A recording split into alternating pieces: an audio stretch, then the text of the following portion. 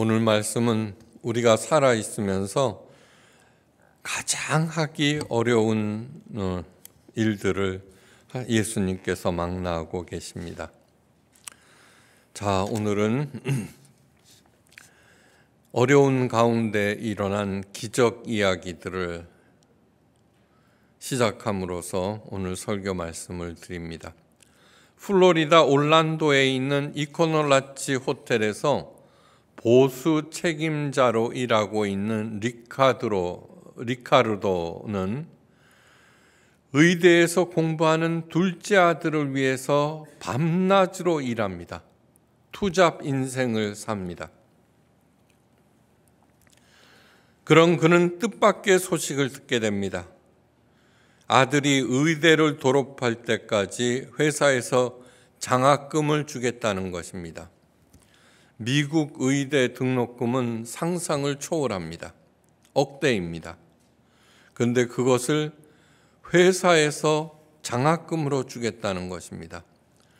또한 보너스로 전용 카트까지 생겨서 넓은 호텔을 신속하게 다닐 수 있게 되었습니다. 리카르도에게 기적이 일어난 것입니다. 인디애나 작은 호텔에 영업 담당으로 일하는 흑인 존은 어느 날 6,000개의 호텔을 거느린 초이스 본사의 영업이사로 발탁됩니다. 게다가 양복을 해입을 하고 $5,000의 보너스가 주어졌습니다. 사람들은 그에게 기적이 일어났다고, 또한 그들도 자신에게 기적이 일어났다고 감격해했습니다. 자, 이들이 경험한 기적의 실체가 과연 무엇이었을까요? 6,000여 개의 호텔, 전 세계에 6,000여 개나 되는 호텔을 거느린 호텔 체인 초이스 그룹의 스티브 조이스 회장은 언더커버 보스라는 텔레비전 프로그램에 출연 제의를 받습니다. 이 언더커버 보스는 최고 경영자가 자신의 회사에 위장 취업하고 겪게 되는 여러 가지 일들을 다큐로 제작해서 방영하는 그런 프로그램입니다. 너무너무 큰 회사라서 직원들이 회장의 얼굴을 모르기 때문에 그런 일이 가능합니다. 스티브 회장은 그거 괜찮겠다는 생각에 승당합니다. 리카르도와 존은 그렇게 해서 스티브가 만난 직원입니다. 이들에게 공통점이 있습니다.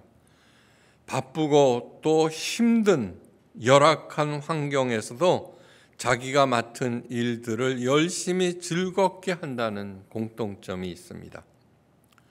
또한 나이가 든 신입사원 스티브, 회장인지 모르고 약간 변장을 해서 온 그 나이가 많은 스티브에게 그 바쁜 와중에도 친절하게 아주 성실하게 꼼꼼하게 잘 가르쳐 주었습니다. 무엇보다도 그들에게는 꿈이 있었습니다.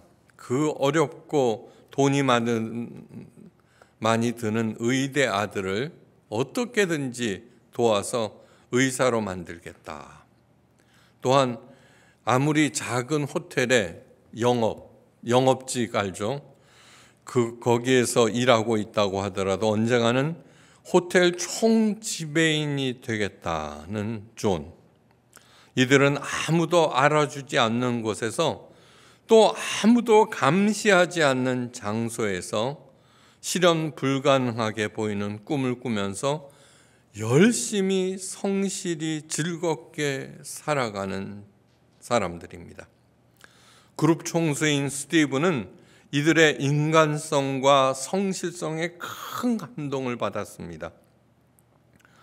자신이 거느린 호텔들의 아주 세세한 문제점들을 그들을 통해서 알게 되었고, 그래서 그것을 보완해서 호텔을 한층 더 업그레이드 시켰습니다.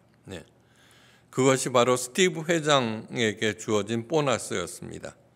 강격한 스티브 회장은 그들의 꿈을 실현해 주기로 하였습니다. 이것이 기적의 실체입니다. 자, 만약에 열악한 근무 환경에 불평을 늘어놓고 자신의 처지를 한탄하면서 맡은 일을 등한히 했다면 그들은 어떻게 되었을까요? 네.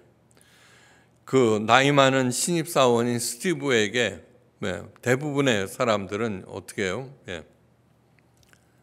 뭐 그렇게 굼뜨냐, 그 나이에 왜 이딴 데 들어왔느냐, 이렇게 얘기했을 것입니다.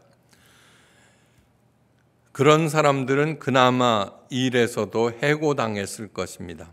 해고당하면서도 자신의 잘못이 무엇인지 알지 못했고 더 큰 원망을 하였을 것이고, 행여 교회를 다니고 있다면 하나님 왜 저에게 이런 시련을 주십니까? 라고 항의했을 것입니다. 오늘 본문에서 예수님께서 말씀하십니다. 눈에는 눈으로 이는 이로 갚으라 하였다는 것을 너희가 들었으나. 네. 이 두 사람이 그 험한 일, 어려운 일을 하면서 얼마나 많은 고초와 억울한 일들을 당했겠습니까? 그런데 그들은 눈에는 눈으로 이는 이로 갚지 아니하였다는 것입니다. 예수님께서 사람들의 병을 고쳐주기 전에 꼭 하시는 질문이 하나 있습니다. 내가 낫기를 원하느냐? 네. 모든 사람들은 낫기를 원합니다. 그죠? 능력이 나아지기를, 형편이나 처지도 나아지기를, 병이 낫기를 원하는 바가 이루어지기를 바랍니다. 그래서 예수님의 질문에 모두 네라고 대답합니다. 그런데 다음이 문제입니다. 다음. 원하는 바가 이루어진 다음에도 진정으로 하나님께서 원하시는 삶을 살았는가 하는 것입니다. 아무리 내가 운이 없는 사람이라고 할지라도 지금까지 살아오면서 내가 원하는 일, 그런 것이 이루어진 것이 한두 개가 아닐 것입니다. 그래서 이 자리에 앉아 있는 것입니다. 그럼에도 진심으로 감사했습니까? 또한 그러한 많은 일들이 이루어지고 난 다음에 나는 하나님께서 원하는 삶을 현재 살고 있습니까? 하나님께서 원하는 삶을 살지 않는 사람들이 대부분입니다. 그 증거가 오늘을 살아가고 있는 우리 삶 자체입니다. 40년 전만 해도 우리나라 대부분의 국민들이 먹고 살기도 힘들었습니다. 요즘 형편이 얼마나 좋아졌는지 모릅니다. 정말 전 세계 사람들이 기적이라고 말하고 있습니다. 그러나 사람들은 훨씬 더 나약하고 어리석어졌고 한편으로는 탐욕스러워지고 거악스러워졌습니다. 또한 많은 성도들이 말씀에 갈급해합니다. 가는 곳마다 그런 하소연을 듣게 됩니다. 그런데 말씀에 갈급해하는 사람들을 들여다보면은 말씀에 갈급한 것이 아니라 자신의 처지가 답답한 것입니다. 경제적으로 어렵거나 가정적으로 행복하지 못합니다. 가족들 간에 우애가 좋고 경제적으로 어려움이 없으면 별로 갈급해하지 않습니다. 말씀에 갈급하다는 것의 의미는 하나님의 기적을 불러오는 방법을 모르겠다는 뜻이기도 합니다. 사실 모르는 것이 아닙니다. 교회에서 열심히 가르쳐 줍니다. 모든 교회에서. 전도봉사 헌금, 새벽기도, 철야기도 열심히 하면 하나님의 기적이 일어난다고 간증을 통해서 설교를 통해서 배웠습니다. 그래서 시키는 대로 해보았는데 그런데 안 됩니다. 안 되니까 갈급하다는 것입니다. 그래서 신령한 목사나 뜨거운 교회를 찾아서 이리저리 옮겨 다녀보지만 뾰족한 수가 보이지 않습니다. 그런데 기적을 경험한 사람들을 들여다보면 잘 되는 이유가 따로 있습니다. 전도봉사 헌금을 열심히 해서 복받은 것이 아니라 그 사람들은 무엇이든지 누가 보든지 말든지 맡은 일을 열심히 성실히 하는 사람들입니다. 독일 우화에 이런 것이 있습니다. 한 소년이 요술 단추를 하나 얻었습니다. 이 단추를 옷에 달고 다니다가 소원을 말하고 돌리면 그대로 이루어집니다. 말썽을 부리고 야단을 받습니다. 얼른 단추를 돌립니다. 시간이 훌쩍 지나 다른 장소에 와 있습니다. 어려운 일이 있을 때마다 단추를 돌렸습니다. 너무나 신이 났습니다. 재미있느라 하다가 지루해지면 단추를 돌리고, 더우면 단추를 돌리고, 추우면 단추를 돌립니다. 그런데 얼마나 지났을까? 한 달?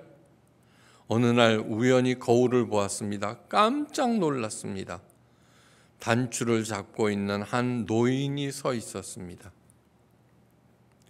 그저 내게 좋은 일만 생기기를 바라며 별다른 준비도 하지 않는 사람들은 그 소년과 전혀 다를 바가 없습니다. 한 달 후든 10년이든 50년 후든 별로 달라진 것이 없습니다. 극단적으로 말하자면 오늘날 많은 교회들이 그런 소년들을 열심히 양산하고 있다고 해도 틀린 말이 아닙니다. 예수님께서 말씀하십니다. 지금 우리들은 몇 주간에 걸쳐서 산상수훈에 대해서 배우고 있습니다. 이 산상수훈은 엄청난 예수님의 첫 번째 수업입니다. 예수님의 첫 번째 수업. 이 산상수훈을 가슴에 새기면서 그대로 실천한 사람이 한 명 있는데 바로 마하트마 간디입니다. 당시 영원히 해가 지지 않는 대영 제국, 그 엄청난 지금 미국과 같은 그런 슈퍼파워 네이션을 상대로 식민지 인도를 독립시켰습니다. 그는 힌두교도입니다. 그러나 이 산상수훈을 듣고 얼마나 감명을 받았는지 그가 어디를 가는 곳마다 낡은 가방 하나와 양 한 마리를 끌고 다니는데, 양은 젖을 짜먹기 위한 것이고 그 가방 속에는 성경책이 들어 있었습니다. 그리고 언제나 산상수훈을 딸딸딸딸 외우다시피, 그리고 거기에 나와 있는 내용들을 그대로 실천하였습니다. 그대로. 오늘 특별히 눈에는 눈으로, 이는 이로 갚으라 하였다는 것을 너희가 들었으나 전 세계의 모든 사람들이 눈은 눈으로, 이는 이로 되갚아 주었습니다. 그런데 예수님께서 하시는 말씀이 악한 자를 대적하지 말라. 그는 눈은 눈으로, 이는 이로 갚아주는 대신에 예수님의 말씀대로 악한 자를 대적하지 않았습니다. 무저항 비폭력주의가 수천 년 인류 역사에서 처음으로 나온 것이 바로 이 말씀을 실행한 간디로부터 나왔습니다. 이것을 시작으로 해서 인도가 대영제국으로부터 독립할 수 있었고, 거기에 감명을 받은 우리나라도 3.1 운동을 일으켰습니다. 예수님께서 말씀하십니다. 내 안에 복이 있다. 이 산상수훈은, 기적은 외부로부터 오는 것이 아니라 내 안에 이미 하나님의 복으로 가득 차 있다는 것입니다. 리카르도와 흑인 존은 자기 안에 이미 주어진 하나님의 복을 발견하고 그것을 누가 보든 안 보든 아무리 어려워도 꾸준히 그냥 묵묵하게 성실하게 실천해 나갔고 마침내 그 복이 이루어진 것입니다. 우리도 그래야 합니다. 내 안에 이미 복이 있습니다. 예수님께서는 거기에 머물러 있지 않게 하시고, 이 산상수훈은 모든 인간들이 보편적으로 갖고 있는 생각을 깨트려 버리면서 그 깨트리고 난 다음에 진짜 방향, 올바른 방향으로 한 스텝 더 나아가게 하는 내용으로 가득 차 있습니다. 그 그렇게 예수님의 가르침을 믿고 그 방향으로 뚜벅뚜벅 가다 보면은 마침내 하나님의 복을 향유하게 됩니다. 예수님께서 말씀하십니다. 또 눈은 눈으로 이는 이로 갚으라 하였다는 것을 너희가 들었으나 눈에는 눈, 이에는 이라는 공식은 인류 최초의 성문법인 함무라비 법전에 기록된 동서고금을 막론하고 통용되는 기본법 중의 기본입니다. 내가 손해를 본 만큼 상대방에게 갚아줘야 한다는 것입니다. 그렇게 하지 못하면 억울해서 잠을 이룰 수가 없습니다. 그런데 예수님께서는 우리더러 여기서 한 발 더 나가거라. 더 나가거라. 그러면서 하시는 말씀이 나는 너희에게 이르노니 악한 자를 대적치 말라 하시면서 악한 자를 대적하지 않는 방법을 구체적으로 설명하십니다. 누구든지 내 오른뺨을 치거든 왼편도 돌려대며 또 너를 송사하여 속옷을 가지고 가는 자에게 겉옷까지도 가지게 하며 또 누구든지 너로 억지로 오리를 가게 하거든 그 사람과 심리를 동행하고 내게 구하는 자에게 주며 내게 꾸고자 하는 자에게 거절하지 말라. 너무너무 잘하는 내용들입니다. 그죠? 예. 또한 이 말씀은 우리로 하여금 일상의 딜레마에 자주 빠지게 하는 내용이기도 합니다. 이 말씀을 들으면서 사람들은 두 가지 말을 합니다. 나는 절대로 그렇게 할 수가 없어. 네. 또 그렇게 할 수 있는 사람이 있으면 나와보라 그래. 네. 그러면서 이 말씀을 초두부터 거절해 버립니다. 초두부터. 먼저 주목해야 하는 말씀은 악한 자를 대적지 말라는 것입니다. 세상이 복잡해지면서 참 어이없는 일들을 수도 없이 당합니다. 악한 사람들도 주변에 굉장히 많이 있습니다.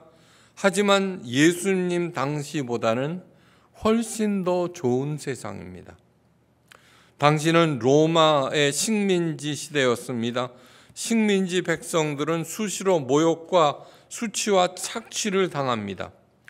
로마 시민이라면 유대인 아무나 불러서 짐을 지고 오리를 가게 할 권한이 있었습니다. 네. 그게 자체 가지고 마음에 드는 것이 있을 때는 벌건 대낮에도 강탈했습니다. 그래도 그 사람을 대적하지 말라는 것입니다. 간디가 그렇게 했습니다.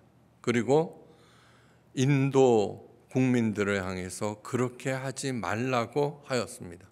그렇게 하라고 하였습니다. 네.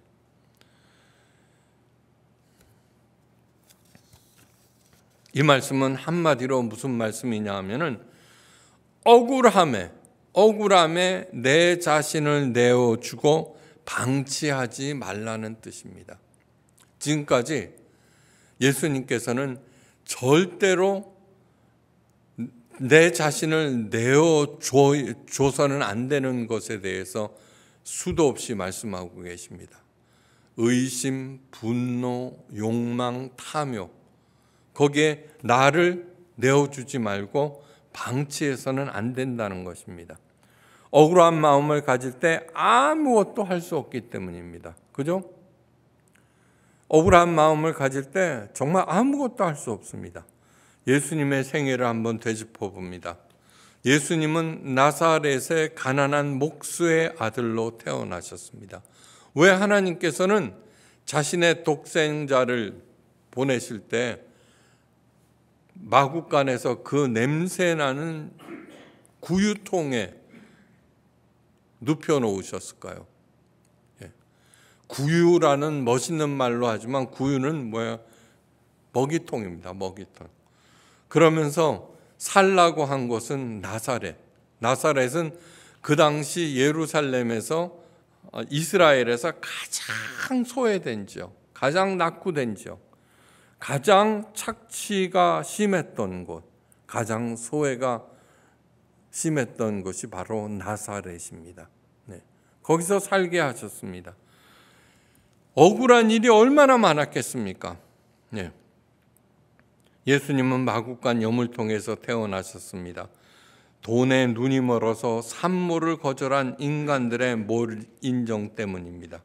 그런데 놀랍게도 하나님께서는 마구간 여물통을 자신의 아들 탄생의 징표로 삼으셨습니다. 예. 우리 인간들은 어떻습니까?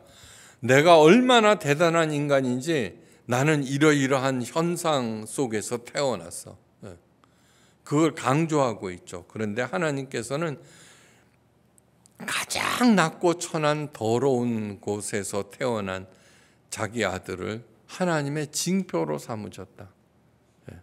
저는 성경을 왜 믿게 됐냐 하면은 읽어가면서 있죠. 고등학교 때부터 이렇게 읽었는데 이거는 인간의 머리에서 나올 수 없는 개념들이 너무너무 많은 거예요. 이거는 정말 하나님 머릿속에서만 나올 수 있는 것이다. 그리고 이것을 기록한 사람들은 그 하나님의 생각에 동의해서 이 글을 쓴 것이다. 그래서 성경을 믿게 된 것입니다.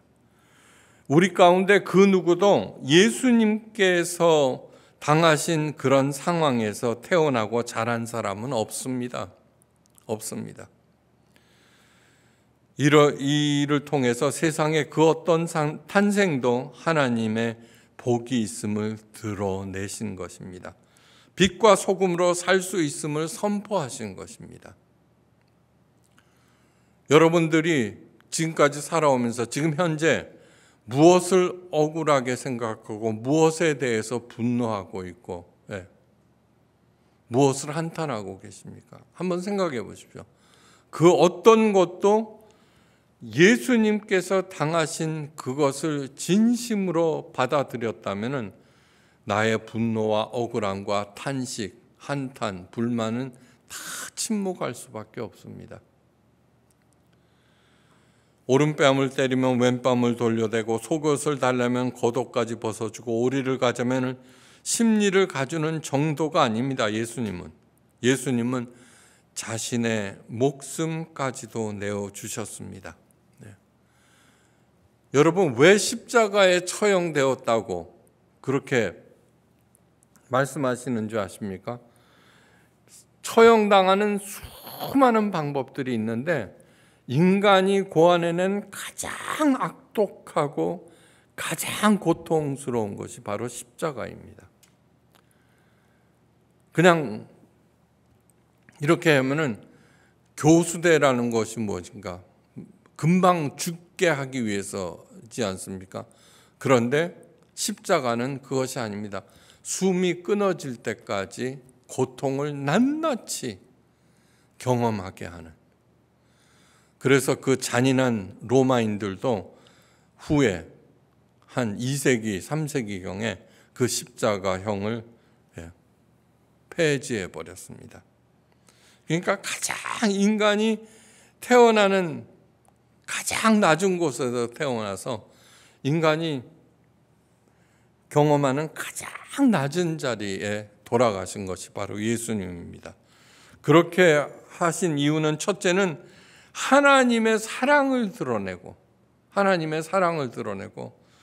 둘째는 악에게 휘둘리지 않으셨다는 것을 보여주신 것입니다. 악에. 왜 이렇게 하셨을까? 곧 하나님 나라가 어떤 곳인지 보여주고 하나님 나라를 지금 현재 어떻게 체험할 수 있는가? 그리고 마침내는 죽어서 이 육신을 벗고 하나님 나라의 천국에 어떻게 갈 수 있는가를 가르쳐 주기 위해서입니다. 그 어떤 성품이나 처지의 사람들이라고 할지라도 하나님과 이웃을 사랑하면 복을 누리고 빛과 소금이 되는 것, 사람들을 멸시하거나 수단으로 이용하지 않는 곳, 상대방을 조종하고 통제하려고 술수를 부리지 않는 것, 우상숭배와 술수와 원수 맺는 것과 분쟁과 시기와 분냉과 당짓는 것과 투기와 방탕함이 통하지 않는 것이 바로 천국입니다. 그 천국에 이르는 길을 예수님께서 몸소 열어주신 것입니다. 오늘 우리가 배워야 할 것은 억울함에 내 자신을 내어놓지 말고 거기에 갇히지 말라는 것입니다. 사도 요한은 그 천국을 하나님은 친히 저희와 함께 계셔서 모든 눈물을 그 눈에서 씻기심에 다시 사망이 없고 애통하는 것이나 곡하는 것이나 아픈 것이 다시 있지 않는 곳이라고 묘사하고 있습니다. 네. 그 천국이 예수님과 함께 이 땅에 임했습니다. 천국의 실체가 드러났던 것입니다. 그 천국을 어떻게 향유하고 어떻게 소유하며 어떻게 도달할 수 있는가? 바로 예수님의 가르침을 온몸으로 한번 해보는 것입니다. 해보는 것. 네. 제가 늘 강조하는 한마디, 여러분 잊어서는 안 됩니다. 예수님의 영성은 종교에 뿌리박은 영성이 아니라 현실에 뿌리박은 영성이다. 이것을 가슴에 늘 새기시기 바랍니다. 종교에 뿌리박았다는 것은 무엇이냐? 전도봉사 헌금 교회에서 새벽 제단 쌓고 기도를 하고 그러면은 천국에 가는 것이 아니라 현실, 예수님의 가르침을 현실 내 삶에서 실행하는 것. 그것을 예수님의 영성은 종교에 뿌리박은 것이 아니다 라고 하는 것을 마음에 새기고 다른 모든 종교들을 한번 바라보십시오. 그러면은 그 종교의 허구성이 낱낱이 드러납니다. 제가 평생 동안 해온 것이 종교의 허구성에 매몰되지 않게 하는 것. 그것을 위해서 평생 동안 해왔습니다. 저는 하나님으로부터 칭찬받을 것이다 라고 확신하고 있습니다. 진짜예요. 어느 날 이화여대에서 특강을 하는데 한국의 유수한 신학자가 나와서 자기가 들은 모든 강의와 그런 것 중에 하나님의 마음을 가장 잘 읽어주는 사람 한 사람을 꼽으라면은 신땡땡 목사다. 진짜로요. 그것을 지난번에 홍경 목사가 저한테 얘기를 해줬어요. 그 신학자가 누구야 그랬더니 그건 비밀이래요. 아니요, 저는 목사의 정체성, 내 정체성은 무엇이냐? 하나님의 마음을 읽어주는 사람입니다. 한 번도 전도 봉사 헌금하라는 얘기 한 번도 안 했죠, 그죠? 왜요? 하나님의 마음을 읽고 거기에 공감하면은 내 몸은 저절로 움직이게 되어 있습니다. 그동안 사람들은 자신의 처지를 비관하거나 그악스럽게 자신만을 위해서 모으며 사람들을 멸시하고 그들을 수단으로 이용하고 사람들뿐만 아니라 하나님마저 조종하고 통제하려고 애쓰면서 살았습니다. 실제로 살인과 간음만 하지 않으면 괜찮은 사람, 눈에는 눈, 이에는 이라는 생각을 당연한 것으로 여기고 하나님만 열심히 섬기면 이 땅에서 부귀영화를 누리며 죽어서는 천국에 가는 줄 알고 살았습니다. 그런데 그렇게 열심히 살았음에도 불구하고 여전히 눈물과 애통과 억울함이 남아 있었습니다. 그죠? 이 땅에서도 지옥을 살았고 그것이 죽은에도 연장된다는 사실을 몰랐습니다. 그런데 예수님께서 오심으로 천국의 실체를 알고 왜 여전히 내가 불행한가 그 이유를 올바로 깨닫게 되었습니다. 예수님의 가르침을 올바로 깨닫고 삶에서 실천하는 사람들은 이미 천국에 참여한 것입니다. 억울한 분노, 욕망에 나를 맡기지 말고 나를 예수님과 그분의 가르침에 맡기시기를 간절히 바랍니다. 그렇게 할 때 점점 천국은 곧 내 삶이 되고 나는 예수님 안에서 발견되게 될 것입니다. 그렇게 사는 것이 절대로 쉬운 일은 아닙니다. 그 이유는 우리가 불의와 죄악에 너무 익숙해졌기 때문입니다. 그래서 훈련이 필수적입니다. 그런데 훈련을 거듭하면 곧 익숙해집니다. 습관이 되어서 자연스럽게 예수님을 닮아가는 삶을 살 수가 있게 됩니다. 예수님의 가르침을 마음에 새기십시오. 그 가르침을 하나라도 실천하면 나는 그만큼 천국에 가까워진 것입니다. 어떤 어려움이 있더라도 되돌아서지 마십시오. 현재의 고난이 아무리 커 보여도 장차 나타날 그 영광과 절대로 비교할 수 없습니다. 부요하신 자로서 너희를 위하여 가난하게 되심은 그의 가난함을 인하여 너희로 부욕해 하려 하심이라. 이미 설명드렸습니다. 예수님은 가장 부요한 사람입니다. 그런데 스스로 인간이 경험할 수 있는 최저로 내려가셨습니다. 스스로 가난해진 것입니다. 그 가난에 휘둘리지 아니하는 방법들을 오늘 산상수훈을 통해서 직접 가르쳐 주고 계시는데 오늘 우리가 배워야 할 것은 억울함에 나를 맡기지 말라. 오늘 이 시간 우리가 해야 할 일입니다.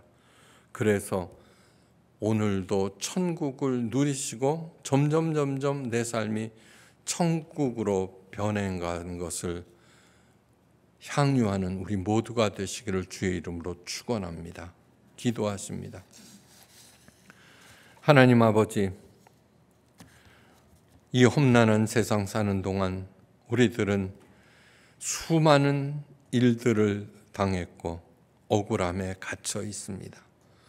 오늘 예수님의 가르침대로 모든 미움과 분노와 억울함을 내려놓습니다. 예수님께서 당하신 그 수많은 순환과 고초를 마음속에 기리는 사순절 기간 동안 우리들은 예수님을 통하여 내 안에 있는 복이 무엇인지 발견하게 되고 그 복을 개발하고 누리고 베푸는 우리 모두가 되게 하옵소서. 이제는 성부, 성자, 성령 삼위일체 하나님의 그 크신 은혜와 사랑과 은사와 능력 언제나 좋은 대로 인도하시고 풍성하게 공급하심이 어떠한 경우에도 억울함에 내 자신을 내어놓지 않으리라 다짐하는 하나님의 존귀한 자녀들과 각 가정 하시는 일들과 무엇보다도 포에마 예수교회 위에 지금부터 영원까지 함께 계시옵기를 간절히 기도하옵고 축원드리옵나이다. 아멘.